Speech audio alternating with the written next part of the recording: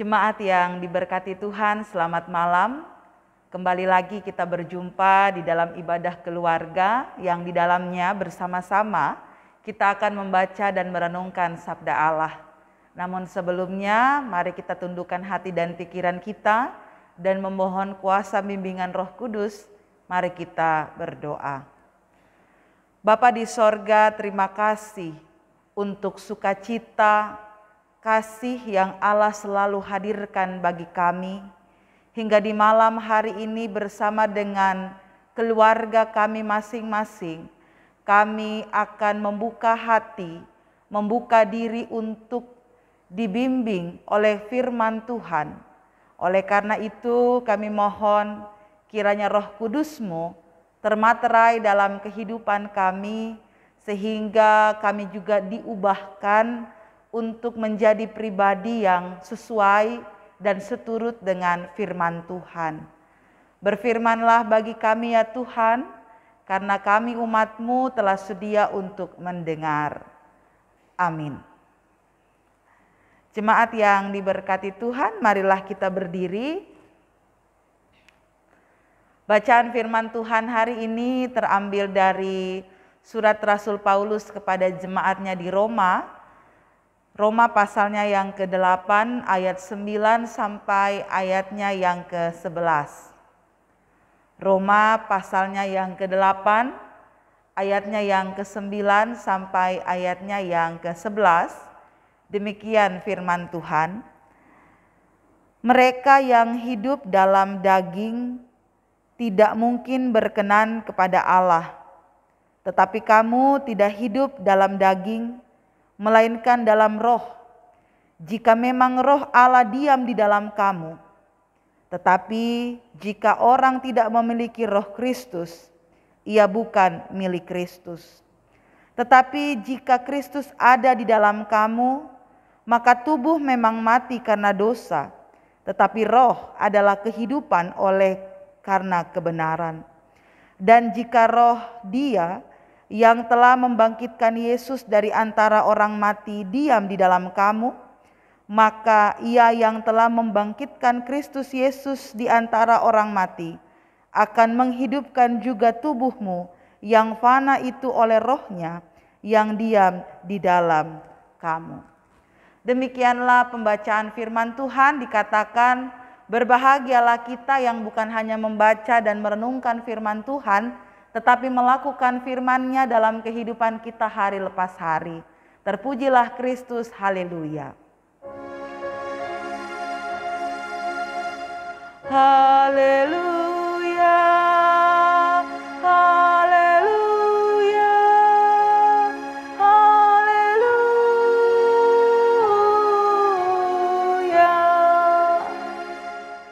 Dipersilahkan duduk kembali. Saudara-saudara yang diberkati dalam Tuhan kita Yesus Kristus, selamat malam. Saya berharap Bapak Ibu bersama dengan anak-anak itu berada dalam kesehatan, kekuatan, terlebih lagi perlindungan yang berasal daripada Tuhan. Sehingga di malam hari ini dalam kebersamaan dengan keluarga kita akan merenungkan firman Tuhan yang membawa kita pada kehidupan yang berkenan kepadanya. Saudara-saudara yang diberkati dalam Tuhan kita Yesus Kristus, sebagai warga negara Indonesia, KTP atau kartu tanda kependudukan itu adalah satu bukti. Ketika kita memiliki kartu tanda penduduk, berarti kita adalah warga Indonesia. Tandanya kita adalah orang Indonesia, yaitu dengan memiliki KTP. Jadi kalau misalnya kita tidak punya KTP, kita tidak terdata di mana, kita juga kemudian dapat dikatakan bukan warga Indonesia karena kita tidak punya tanda kependudukan.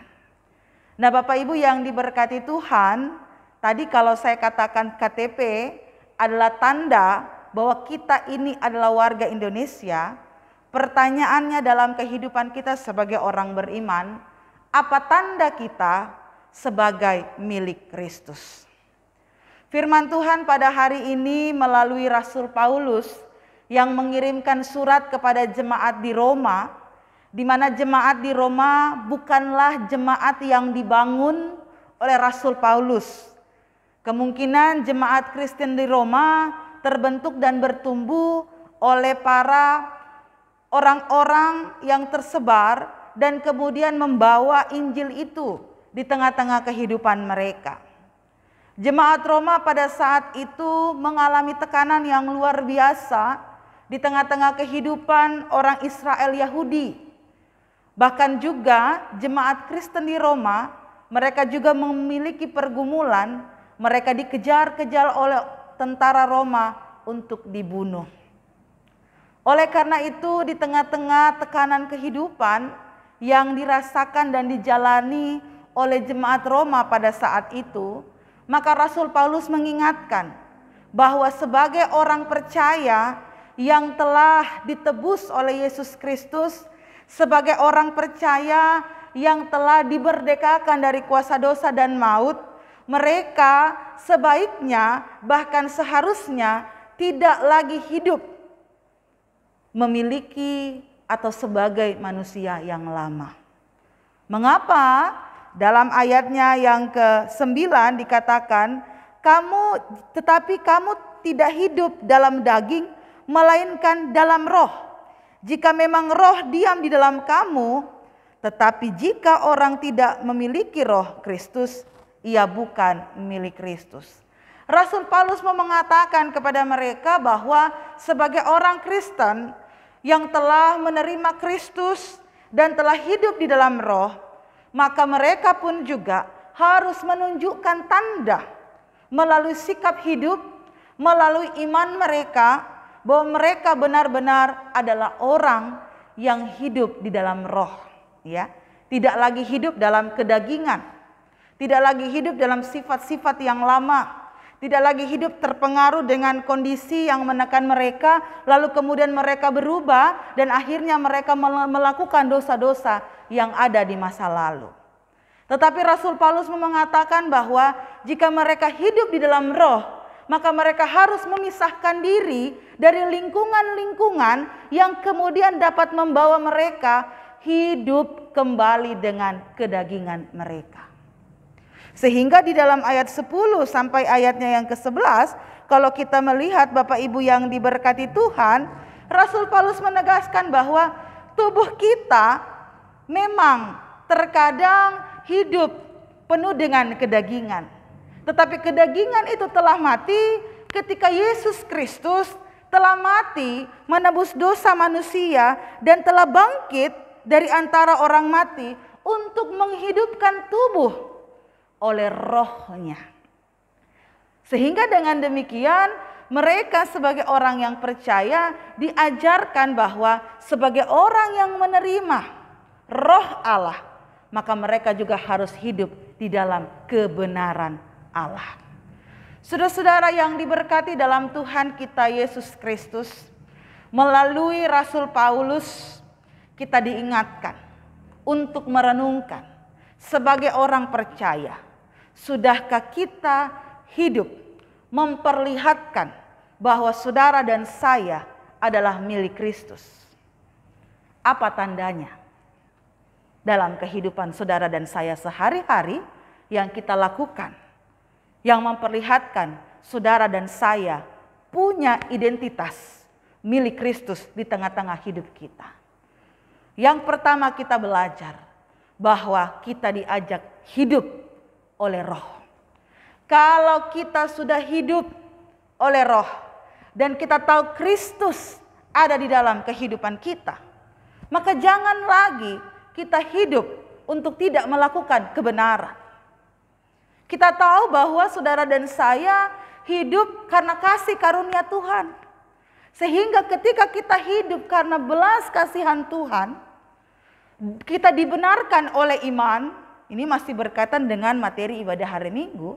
Maka kita pun juga harus menunjukkan sikap hidup kita yang dipenuhi oleh roh.